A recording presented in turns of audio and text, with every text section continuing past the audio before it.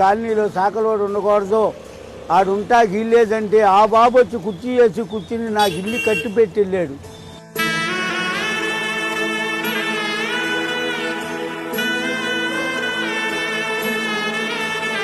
సిరిచోళం అన్నాడు కానీ రవీన్ గారు కానీ ఆయన తమ్ముడు గారు కానీ నాకు మంచి చేసుకొచ్చారు. నా కుటుంబాలకి, మా శాఖలకి, మా అందరికీ మంచి చేశారు.